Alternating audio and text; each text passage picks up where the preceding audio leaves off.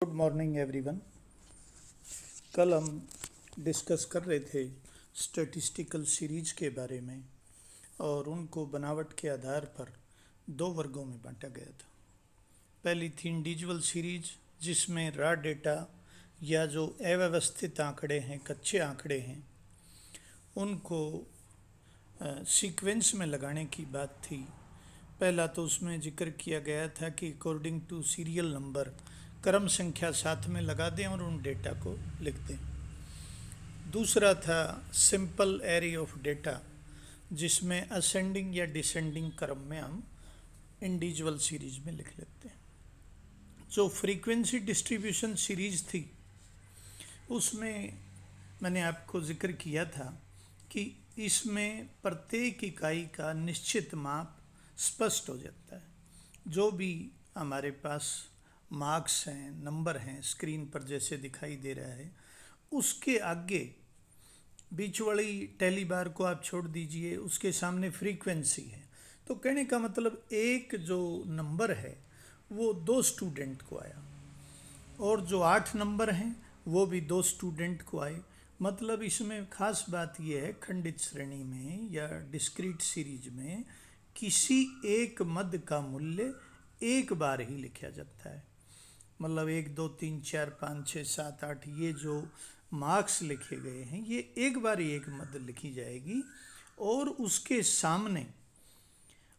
सामने कितनी बार ये आई, फ्रीक्वेंसी कितनी हुई, वो उसके सामने लिख देते हैं। इस सीरीज में क्लास इंटरवल का प्रयोग नहीं किया जाता। अब इसमें जो फ्रीक्वेंसी डिस्ट्रीब्यूशन सीरीज में जो दूसरी सीरीज है उसको अखंडित श्रेणी कहते हैं, कंटिन्यूस सीरीज कहते हैं। इसमें कंटिन्यूटी होती है, जिसमें इकाइयों या मदों का माप निश्चित नहीं होता बल्कि 2 सीमाओं के बीच में होता है। स्क्रीन पर आप देख रहे हो जो नीचे एग्जाम्पल दे रखा है, उसमें इकाइयों या मदों का माप निश्चित नहीं है बल्कि 2 सीमाओं के बीच है। जैसे 0 से 10 के बीच में कितने दिन वर्षा हुई, 10 दिन वर्षा हुई। और 10 से 20 सेंटीमीटर 25 दिनों की संख्या लिखी हुई है। इस तरह से एक तरफ वर्षा लिख रखी है सेंटीमीटर में, दूसरी तरफ दिनों की संख्या ली हुई है, लेकिन इसमें इकाइयों या मदों का माप निश्चित नहीं है। मतलब 0 से 10 के बीच में वो 5 सेंटीमीटर भी हो सकती है, वो 7 सेंटीमीटर, निश्चित नहीं है बल्कि 2 सीमाओं के बीच में होता है। इन सीमाओं को क्लास इंटरवल कहते हैं। Continuous series is that series in which items can not be exactly measured. एकदम से इनको मापा नहीं जा सकता। They are placed within limits, उनको एक लिमिट में रखा जाता है। इस श्रृंखला में इकाइयों को वर्गांतरों में लिखा जाता है, ग्रुप्स में लिखा जाता है, वर्ग के ग्रुप में। इन वर्गांतरों में कंटिन्यूटी होती है। जहां एक वर्ग समाप्त होता है दूसरा वर्ग शुरू हो जाता है। प्रत्येक जो ग्रुप है, वर्गांतर है, उसके सामने उसकी आवर्ती लिख ली जाती है। मतलब कहने का ये है कि जैसे पहला जो ग्रुप है वो 0 से 10 है, 0 से 10 है, तो उसमें दूसरा ग्रुप क्या हो गया, 10 से 20 हो गया। अब वो 0 से 10 और 10 से 20, मतलब जहाँ पहला ख़त्म हुआ उससे आगे दूसरा। अब तीसरा 20 से 30, फिर 30 से 40, 40 से 50, इस तरह से। तो इसमें कंटिन्यूटी बनी रहती है। इस श्रेणी से संबंधित कुछ परिभाषिक शब्द हैं जिनकी जानकारी भी हमें होनी चाहिए। जैसे नंबर 1 क्लास, मूल्यों के एक निश्चित समूह को वर्ग कहते हैं। जैसे 4 to 8, 10 to 19, 100 to 200, कोई भी हो, ये क्लास या ग्रुप वर्ग। क्लास लिमिट, प्रत्येक वर्ग 2 संख्याओं के बीच में होता है। ये दोनों संख्याएं वर्ग की सीमा बनाती हैं। एक अपर लिमिट है, दूसरी लोअर लिमिट है। जैसे मान लिया 100 से 200 वाला वर्ग है, तो इसमें अपर लिमिट क्या हुई, 200, लोअर लिमिट क्या हुई, 100। या जैसे जो स्क्रीन पर दिखाई दे रहा है उसमें एक वर्ग है 50 to 60, तो इसमें लोअर लिमिट 50, अपर लिमिट 60। तीसरा पॉइंट है क्लास फ्रीक्वेंसी। किसी भी वर्ग में आने वाले मदों की संख्या को कितनी बार वो आया, वो वैल्यू कितनी बार आई, उसको वर्ग की फ्रीक्वेंसी कहते हैं। यदि किसी कक्षा में 50 से 60 तक नंबर प्राप्त करने वाले विद्यार्थियों की संख्या 10 है, तो कहने का मतलब ये है 50 से 60 मार्क्स के वर्ग की आवृत्ति 10 होगी। आपको पता ही है, जैसे क्लास में एक जो नंबरों का हम ग्रुप बनाएंगे तो अधिकतर जो आवृत्ति मिलेगी वो 40 से 50, 30 से 40 इन वर्गों में आवृत्ति ज़्यादा मिलेगी। यदि हम यूनिवर्सिटी के एग्ज़ाम की बात करें तो, और जो इंटरनल असेसमेंट का जिक्र करें तो उसमें आमतौर से 20 में से 15 से ज़्यादा वालों की आवृत्ति ज़्यादा मिलेगी, 15 से कम तो बहुत कम होंगी। ऐसे ही प्रैक्टिकल में भी मार्क्स की अच्छे मार्क्स आते हैं तो ज़्यादा आवृत्ति उनकी रहेगी, जो 25 से ऊपर हैं उनकी आवृत्ति ज़्यादा होगी। लेकिन थ्योरी के एग्ज़ाम में 30 से 40 या 40 से 50 की आवृत्ति ज़्यादा होगी, और उससे ज़्यादा नंबरों वाले बच्चों की संख्या कम होगी, इसलिए उनकी आवृत्ति या क्लास फ्रीक्वेंसी कम रहेगी। नेक्स्ट पॉइंट है मैग्नीट्यूड ऑफ क्लास इंटरवल। वर्ग का विस्तार कितना है। कोई भी वर्ग है उसकी उच्चतम और निम्नतम सीमा का हमने जिक्र किया, उनके बीच के अंतर को ही वर्ग विस्तार कहते हैं। मान लिया 100 से 200 वाले वर्ग का जिक्र है तो उसको 200 माइनस 100, तो उसका मैग्नीट्यूड क्या हो गया, 100 मैग्नीट्यूड हो गया उसका, 100 वर्ग विस्तार हो गया। नेक्स्ट है मिड पॉइंट या मिड वैल्यू। बीच की संख्या कौन सी है। जो वर्ग विस्तार है उसमें बीच में संख्या कहाँ है। किसी वर्ग की उच्चतम और निम्नतम सीमाओं के मध्य स्थान के मूल्य को मिड पॉइंट या मिड वैल्यू कहते हैं। मिड पॉइंट यदि निकालना है, मिड वैल्यू निकालनी है तो क्या हो गया, L1 प्लस L2 अपॉन 2। एक ऊपरी सीमा एक निचली सीमा। जैसे मान लिया 100 से 200 के बीच के वर्ग का मिड पॉइंट निकालना हो तो 100 प्लस 200 अपॉन 2, तो 150 क्या आ गया, मिड पॉइंट आ गया, उनके बीच की वैल्यू आ गई। इस प्रकार हम जो है मिड पॉइंट या मिड वैल्यू निकाल लेते हैं, ये वर्ग को प्रतिनिधित्व करते हैं। एक कंटिन्यूस सीरीज की रचना करने में निम्नलिखित बातों का ध्यान रखना जरूरी है। एक तो रेंज कितनी है उसकी। किसी भी सीरीज के सबसे बड़े और सबसे छोटे मान के अंतर को उसका विस्तार कहते हैं। यदि सबसे बड़ी वैल्यू उसमें 80 है, सबसे छोटी वैल्यू उसमें 30 है, तो उसका विस्तार कितना हो गया, सीरीज का 50 का विस्तार हो गया। अब वर्गों की संख्या कितनी होगी उसमें, ये भी देखना पड़ेगा। ये ना तो ज़्यादा होनी चाहिए बहुत, नहीं कम होनी चाहिए। तो वर्गों की संख्या कैसे निकालेंगे कि सीरीज का विस्तार कितना है जो 50 बताया, और वर्ग विस्तार का माप कितना है ये उससे डिवाइड कर लेंगे। तो वर्गों की संख्या आमतौर से 5 से 15 के बीच में होनी चाहिए। और माप कैसे लेंगे, 5, 10, 20, 50 राउंड फिगर में लेंगे, इससे चीज़ों को समझने में आसानी रहेगी। वर्ग विस्तार का मतलब है जैसे 0 से 10, 10 से 20, अब इनमें 10-10 का डिफरेंस ले लिया, किसी में 5-5 का डिफरेंस ले लिया। लेकिन हम ऐसे करेंगे कि 0 से 10.1, तो फिर ज़रा कैलकुलेशन में बात आएगी, इसलिए इनको राउंड फिगर में हम ले लेते हैं। तो ये बहुत से डिसकंटिन्यूस सीरीज के पॉइंट थे, जिसमें क्लास है, क्लास इंटरवल है, क्लास फ्रीक्वेंसी है, मैग्नीट्यूड ऑफ क्लास इंटरवल है, मिड पॉइंट या मिड वैल्यू है। तो इन सब बातों का हमने ध्यान रखना है। अब आता है कि काइंड ऑफ कंटिन्यूस सीरीज। ये जो अखंडित श्रेणी है, जो सतत श्रेणी है, इसकी कितनी प्रकार की है। तो 5 मुख्य भाग हैं इसके। पहला भाग है एक्सक्लूसिव सीरीज।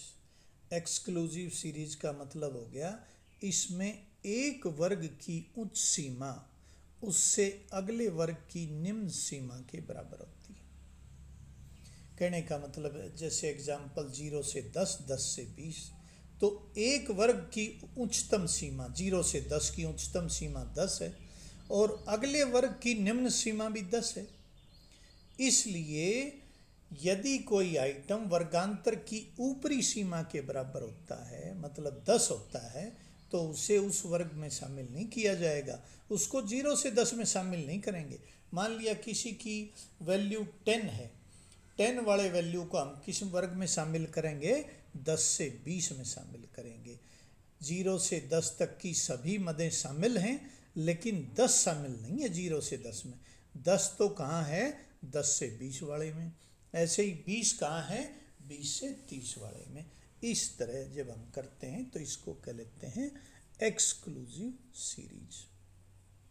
अब इंक्लूसिव सीरीज, इसमें वर्गांतर की ऊपरी सीमा अगले वर्गांतर की निचली सीमा के बराबर नहीं होती, बल्कि वर्गांतर की निचली और ऊपरी सीमा से संबंधित दोनों पद वर्गांतर में सम्मिलित किए जाते हैं। इसमें क्लियर सी बात है कि उसकी निचली और ऊपरी सीमा अलग अलग हैं, वो बराबर नहीं है। जैसे 0 से 9, अब 10 से 19, अब इसमें तो कोई क्लैश ही नहीं रहा। पहले वाले में तो क्या था? 0 से 10, अब 10 से 20, तो 10 दोनों वर्ग में आ गया था। तो उसमें हमने एक्सक्लूसिव सीरीज में क्या निर्णय लिया कि 0 से 10 में जो 10 वैल्यू वाले हैं वो 10 से 20 वर्ग में शामिल किए जाएंगे। ऐसे ही जो 10 से 20 वर्ग के 20 नंबर वाले हैं उनको हम 20 से 30 वर्ग में शामिल करेंगे, 10 से 20 में नहीं करेंगे। तो वो तो एक्सक्लूसिव था। इंक्लूसिव में क्या है? इसमें वर्गांतर की ऊपरी सीमा अगले वर्गांतर की निचली सीमा के बराबर नहीं है। इसमें तो 0 से 9, 10 से 19, 20 से 29 और 30 से 39, कहने का मतलब ये दोनों तो मिले ही नहीं। तो इसलिए वर्गांतर की निचली और ऊपरी सीमा से संबंधित दोनों पद वर्गांतर में शामिल किए जाएंगे। कहने का मतलब 0 भी शामिल है और ऊपरी सीमा 9 भी इसी वर्ग में शामिल है, क्योंकि अगला पॉइंट तो 10 से चालू होता है, उसका 10 भी सेकंड में और 19 भी सेकंड में शामिल होगा। ऐसे ही मान लिया हम यूँ कहें 0 से 9.5, फिर 10 से 19.5, ये भी ठीक है। या यूँ कहें 0 से 9.9 या 10 से 19.9, तो भी ठीक है। या यूँ कहें 0 से 10 या 0 से 20, तो उसमें क्या होता है कि पहले वाली का और दूसरे वाली का जो आपसी है वो उसके बराबर नहीं होती। तीसरी सीरीज है ओपन एंड सीरीज।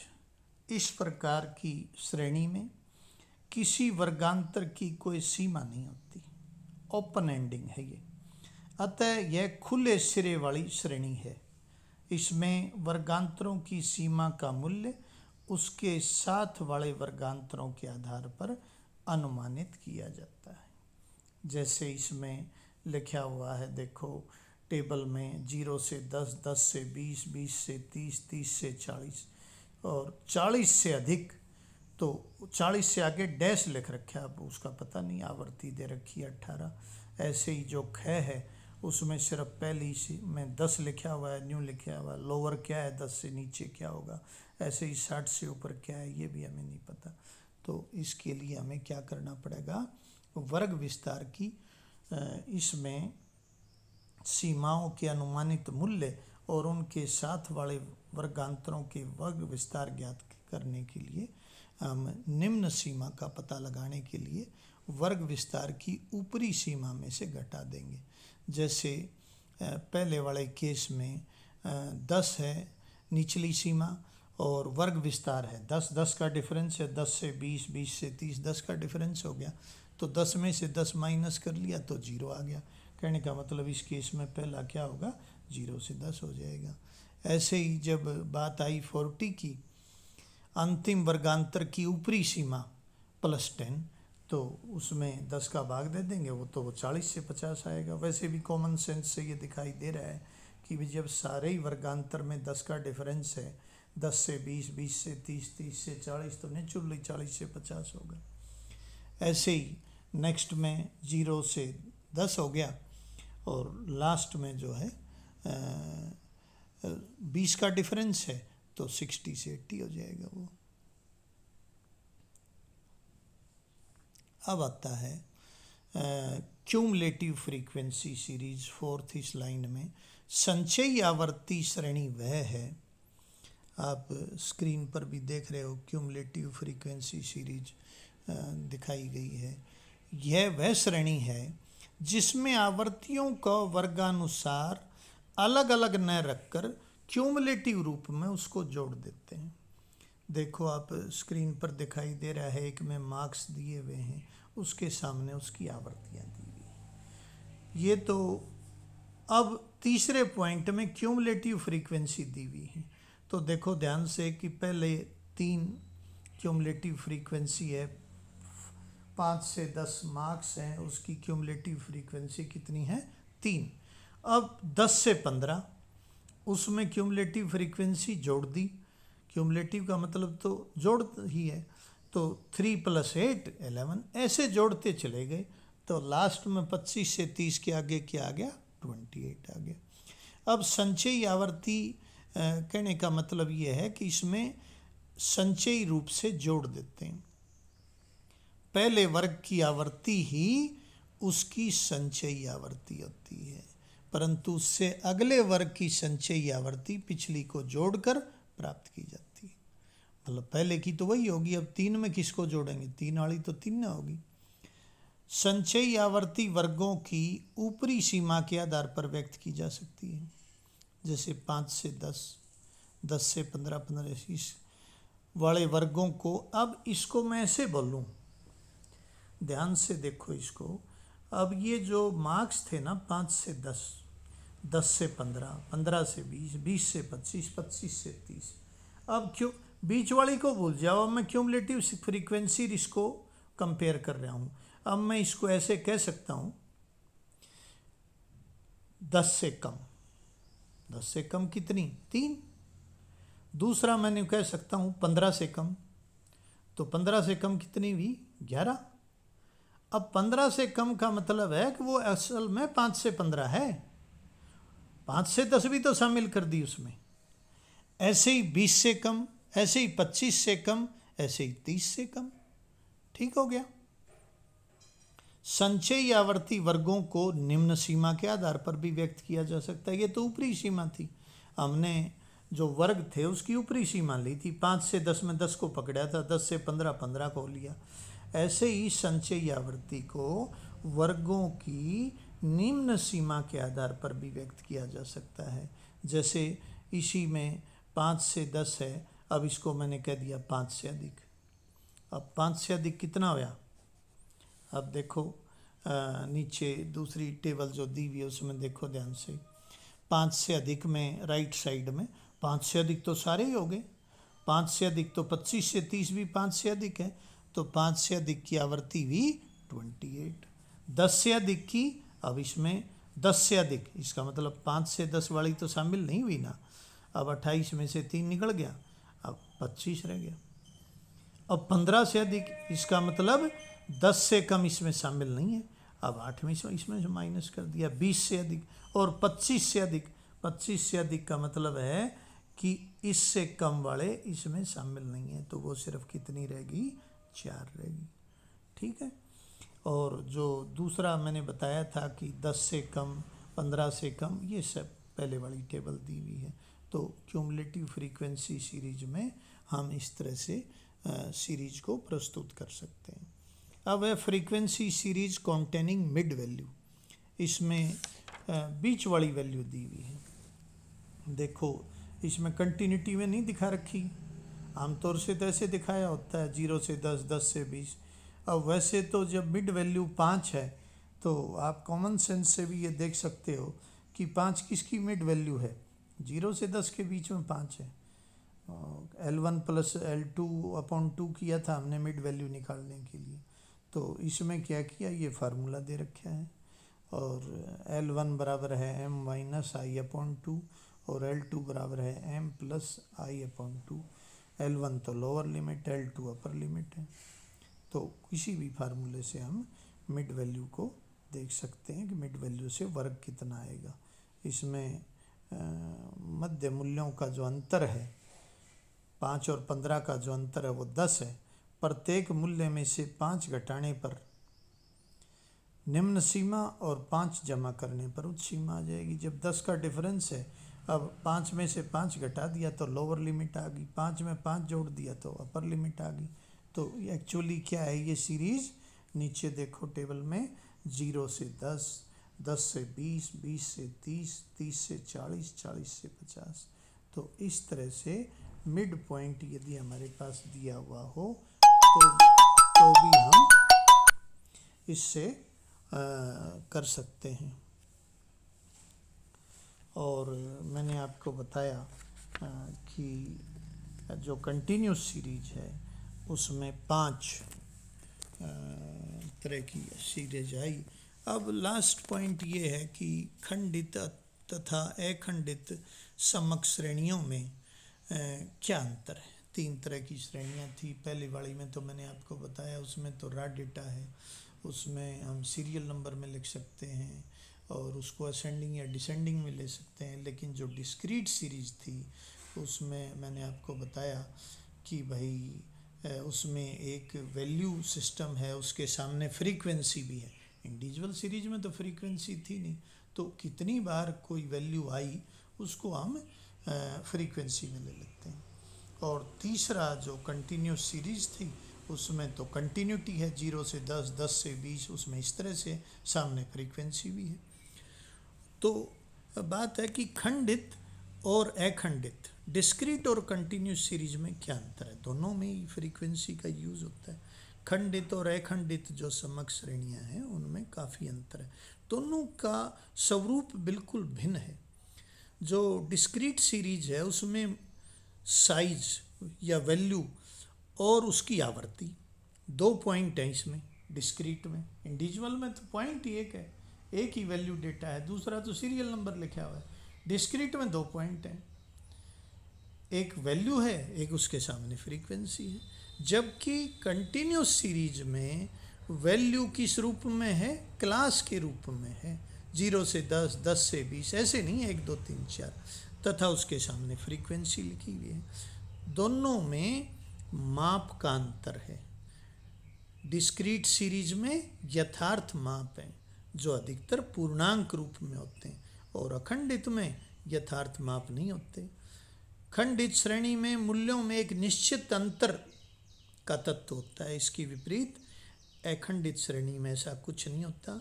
निश्चित सीमाओं के सभी मूल्यों की इकाइयाँ शामिल, उसमें 0 से 10 में 1 वाली भी शामिल होगी, 2 वाली भी, 3 वाली भी, सब शामिल होंगी। तो ये इनके बीच में डिफरेंस है। तो आज हमने तीनों सीरीज को डिस्कस किया और कल से जो आगे मीन, मीडियन और मोड आगे हम चलेंगे, तो इसी कंटिन्यूटी में आपने रहना है और अपनी तैयारी करनी है। Thank you to all.